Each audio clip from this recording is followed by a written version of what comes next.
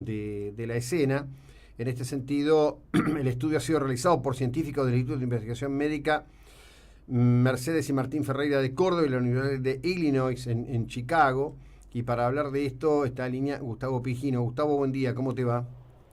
Hola José Luis, buen día, ¿cómo le va? Bueno, contanos Buen un día a poco todos. en qué consiste este avance y, digamos, al respecto del mismo, qué posibilidades hay de que pueda surgir de este nuevo conocimiento un tratamiento.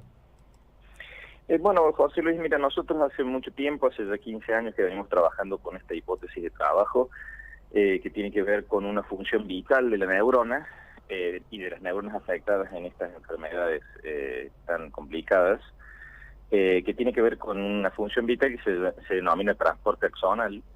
Y lo que nosotros hemos visto que en estas enfermedades, en modelos animales, existe este defecto en el transporte. El defecto en el transporte fue validado por gente que no fueron de nuestro laboratorio en el año 2003, por ahí 2005. Ellos vieron que había mutaciones en unas proteínas motoras que se llaman kinesina y dineína, y estas producían una enfermedad que es la spastic paraplegia, o sea, la paraplegia espástica. Y eso validó el modelo. Lo que nosotros, nuestra novedad, es que nosotros vimos que tanto en el Alzheimer como en el Parkinson, en estos modelos animales, existe un defecto en el transporte, pero ese defecto en el transporte no está causado por mutaciones genéticas en estos motores, sino por un sistema de regulación de estos motores. O sea, estos motores tienen que ser regulados para que el transporte axonal funcione bien, y esa desregulación se produce por distintas causas que están asociadas a estas enfermedades neurodegenerativas, ¿no es cierto?, el Parkinson, el Alzheimer. Y el mensaje de esperanza es que esa desregulación podría controlarse con fármacos que se están utilizando en otras enfermedades, ¿sí? Entonces nuestro aporte sería que utilizando esos fármacos se podría eventualmente prevenir la enfermedad. Yo no quiero decir corregirla ni curarla, Ujú. simplemente prevenirla, ¿sí? O Sí, claro. enlentecer el proceso. Ese es, digamos, nuestro aporte, y lo que nosotros tenemos que hacer en el curso de los próximos 5 o 10 años es realmente validar eso en los modelos animales, es decir, darle estos fármacos a los animales y ver si nosotros podemos realmente prevenir o enlentecer el progreso de la enfermedad. Eso es básicamente nuestro aporte a la comunidad.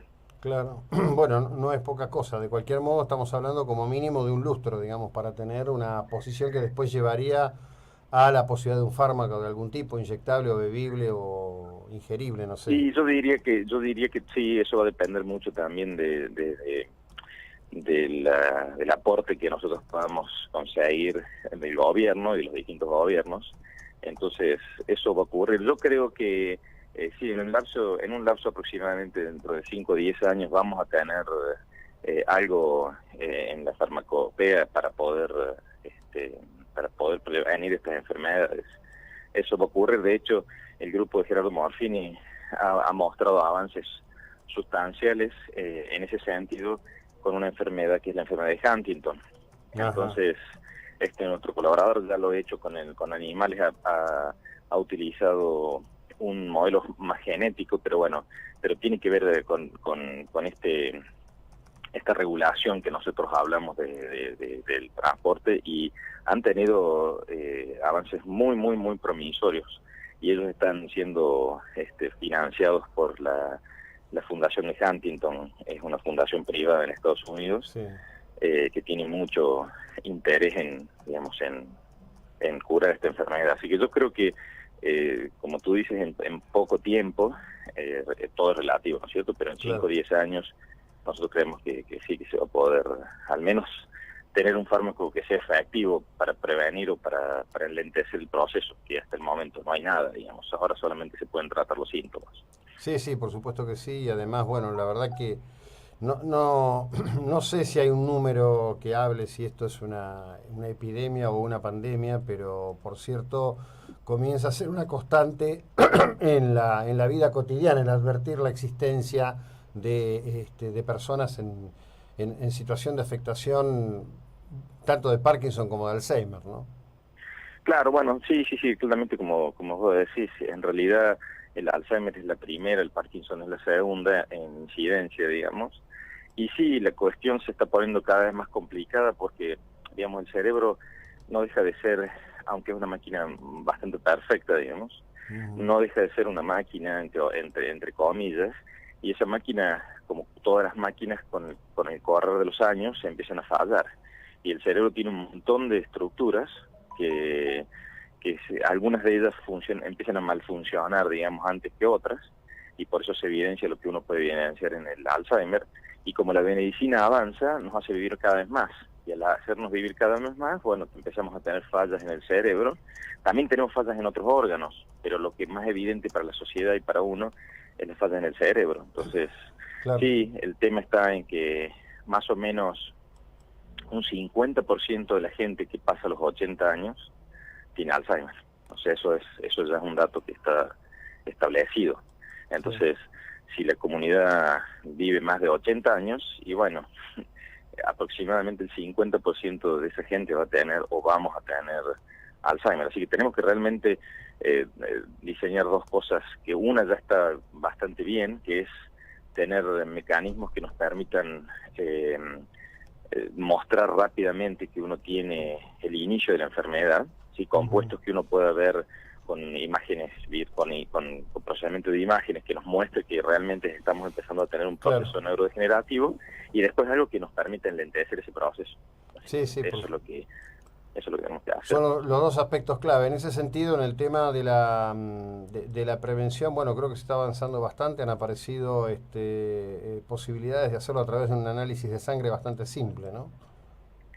Sí, bueno, hay varios modelos. Yo creo que el más promisorio hasta el momento, que fue desarrollado por la Universidad de Pittsburgh en Estados Unidos y por otra gente en Europa, son compuestos que nos permiten ver por imágenes en tiempo real las áreas del cerebro que están acumulando una serie de proteínas, digamos, que tienen una característica X, y que correlaciona con estas enfermedades, no solamente con la enfermedad de Alzheimer, sino con otras enfermedades que se denominan tauopatías.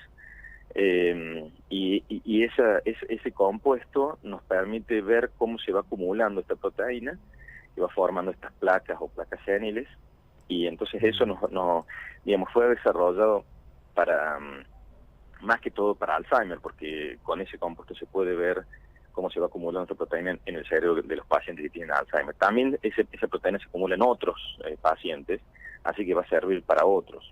Lo que eventualmente nuestra contribución es que muchas de estas enfermedades podrían tener un mecanismo común, que es la alteración de un proceso tan vital como el del transporte axonal.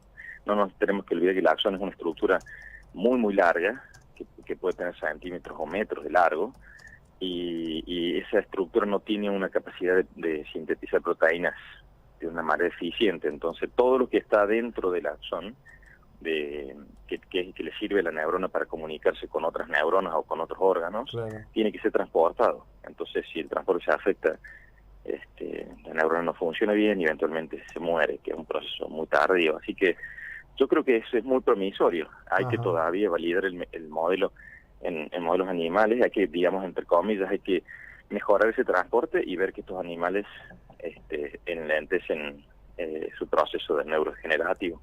Yo creo que eso ya está en vías de desarrollo, así que si conseguimos el soporte, digamos, monetario, eso se va a hacer, tanto nosotros como los otros grupos en el mundo que lo estamos haciendo. Bien, te agradezco enormemente, que tengas una buena jornada. Gracias por tu tiempo y por ilustrarnos sobre este tema, que hoy, imagínate, además en Mar del Plata, que tiene la segunda población de la tercera edad más importante de la República Argentina, es un tema de muchísimo interés. Gracias por tu tiempo. Gracias por tu tiempo y por la difusión, José Luis. Bueno, Gustavo Pigino pertenece al Instituto